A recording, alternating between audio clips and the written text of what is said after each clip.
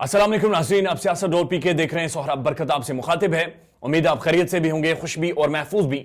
2018 से Pakistan financial action task force यानी FATF की ग्रे लिस्ट में है और जब भी कोई बैनुल-अक़वामी इदारा पाकिस्तान के ऊपर सैंक्शंस लगाता है तो उसके पीछे बैनुल-अक़वामी मकासद होते हैं। पाकिस्तान की जियोग्राफी ऐसी है कि ये ग्रेट गेम का हमेशा से हिस्सा रहा है, लेकिन हालिया जो पाकिस्तान के ऊपर सैंक्शंस लगाने की कोशिश की गई है वो भी उस ग्रेट गेम का हिस्सा है। फाइनेंशियल एक्शन टास्क फोर्स में की ग्रे लिस्ट में 2018 में पाकिस्तान को डाला गया और उसके पीछे भी बड़े मजमूम इरादे थे, लेकिन अब इस वक्त यानी पेरिस के अंदर एक जो बैठक है 40 ममालिक की वो जारी है और उसके अंदर पाकिस्तान के आने वाले जो फाइनेंशियल एक्शन टास्क फोर्स के जो मामलात हैं उसके हवाले से बड़ा अहम फैसला किया जाएगा।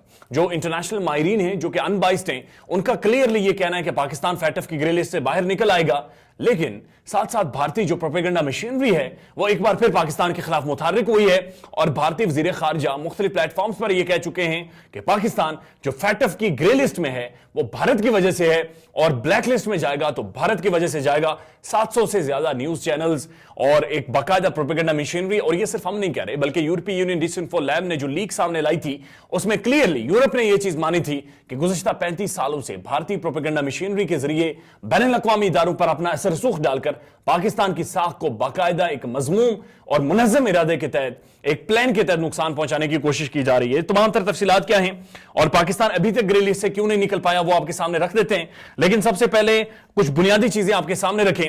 21 फरवरी से लेकर 4 मार्च तक ये इजलास होगा पेरिस में। 40 से ज्यादा ममालिक वहां पर शरीक हैं। इस इजलास में यकीनी तौर पर पाकिस्तान ग्रे लिस्ट से बाहर आ जाएगा, ऐसा कहना है जनूबी एशिया और मशरक वस्ता के स्ट्रेटेजिक तज्जियाकार क्लाउडियो रॉक्स्टर, जो कि वन ऑफ अथॉरिटी समझे जाते हैं और पाकिस्तान, कश्मीर, भारत और साउथ एशिया के जो मामलात हैं उनके ऊपर गहरी नजर रखते हैं और उन्होंने क्लियरली कहा है कि कोई भी इम्कानात ऐसे मौजूद नहीं है कि पाकिस्तान को ब्लैक लिस्ट में मुंतकिल किया जाए।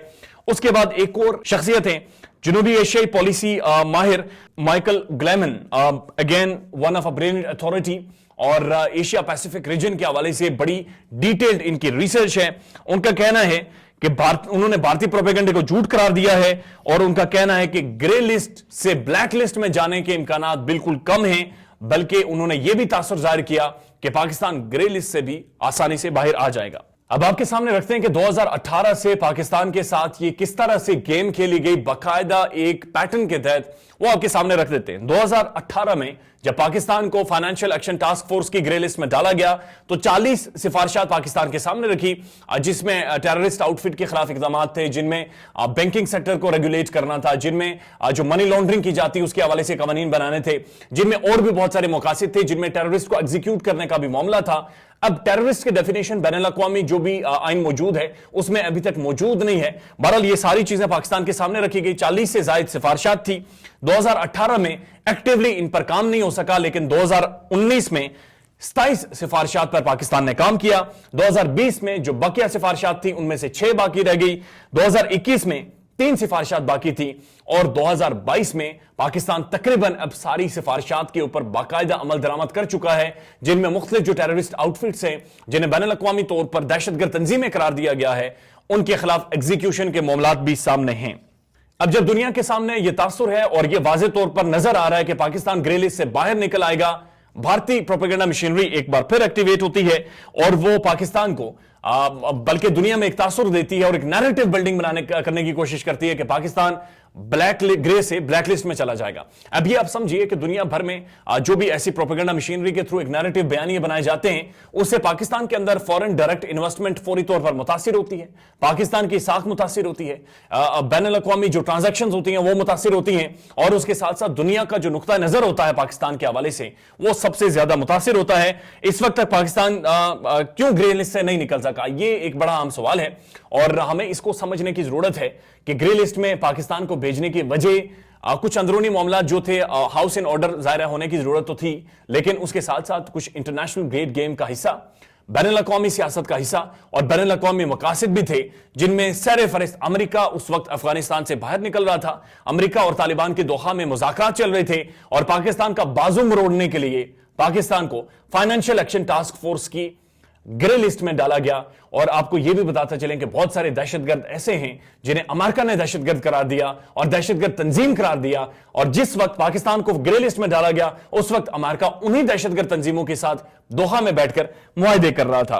खैर, मनी लॉन्ड्रिंग, दहशतगर्द तंजीमों को माली सपोर्ट के साथ साथ इसके साथ साथ बैनुल अक़वामी ग्रेट गेम का भी हिस्सा बनाया गया। शुरू में अमेरिका, बरतानिया ने ग्रे लिस्ट को सपोर्ट किया कि पाकिस्तान को ग्रे लिस्ट में जाना चाहिए। उसके बाद फ्रांस और जर्मनी भी बाकायदा इसका हिस्सा बने। इंटरनेशनल कॉर्पोरेशन रिव्यू ग्रुप, ये वो ग्रुप था जिसने बुनियादी तौर पर पाकिस्तान को इस ग्रे लिस्ट में डाला था। जून 2021 में हमने देखा कि पाकिस्तान तकरीबन तमाम तर सिफारिशात के ऊपर काम कर चुका था, लेकिन एक बार फिर भारत की तरफ से लॉबिंग और एक किताब लिखी गई है, इंडियन लॉबी, और भारत की लॉबी जो अमेरिका के अंदर है वह इंतहाई मजबूत है। और हमने देखा कि हाउडी मोडी के नाम से जो एक ट्रंप को ट्रिब्यूट पेश किया गया था, उसमें भी वाज़ेह तौर पर नजर आया था कि अमेरिकन इंतखाबात में भी भारतीय लॉबी का किस कदर ज्यादा असर रसूख है और किस ज्यादा होल्ड है। मगर भारत की लॉबी एक बार फिर सामने आती है और पाकिस्तान के ऊपर एक बार फिर नई सिफारिशात पाकिस्तान के सामने रखी जाती हैं। अहदाफ पूरे करने के बावजूद बैनुल अक़वामी सपोर्ट ना देना भी एक दोहरा म्यार है बैनुल अक़वामी दुनिया का। फैटफ का सियासी मकासद हासिल करने के लिए इस्तेमाल, यानी कि जो सियासी तौर पर पाकिस्तान का बाजू मरोड़ना था या मकासद हासिल करने थे, उसके लिए भी फैटफ का बाकायदा इस्तेमाल किया गया।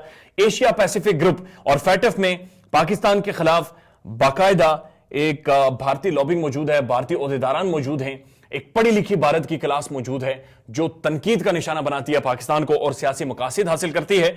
हालिया इजलास में माहिरीन के मुताबिक पाकिस्तान ग्रे लिस्ट से निकल जाएगा, जिसके साथ ही भारतीय प्रोपेगेंडा जाहिर है वाज़ेह तौर पर हो रहा है।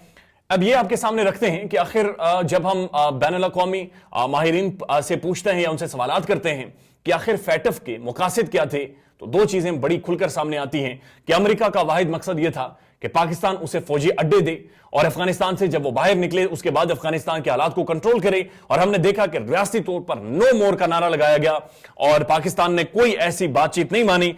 और भारत की तरफ से मुख्तलिफ मुजाहिदीन तंजीमों, मुख्तलिफ जिसमें अलकायदा शामिल है, लश्कर तैयबा और जैश मोहम्मद, जिन्हें बैनुल अक़वामी तौर पर भी इनके ऊपर पाबंदियां लगाई गई हैं, इनको सामने रखते हुए पाकिस्तान के ऊपर शदीद तनकीद की दुनिया के ममालिक का, और जो बैनुल अक़वामी राय थी वो पाकिस्तान के खिलाफ की। लेकिन हमने क्लियरली देखा कि पाकिस्तान की जो कोर्ट्स हैं उन्होंने इनके खिलाफ इक़दाम किए, बाकायदा प्रोसिक्यूट किया। ऐसी तमाम तंजीमों के जो आउटस्कर्ट्स थे पाकिस्तान में उन्हें बंद किया गया, दफातर को बंद किया गया, इनकी प्रॉपर्टीज को अपने कब्जे में किया। और आखिरी सिफारिश दहशतगर्द तंजीमों पर पाबंदी की थी, वो पाबंदी भी लगा दी गई और मुख्तलिफ दहशतगर्द तंजीमों, उनकी आउटफिट्स और उनकी जो फाइनेंशियल बैंकिंग ट्रांजैक्शंस थी उनके ऊपर भी पाबंदी आयद की गई हैं। अब ये इंतहाई अहम 39 ममालिक को इस सारी जो बैठक है वोटिंग का हक मौजूद है।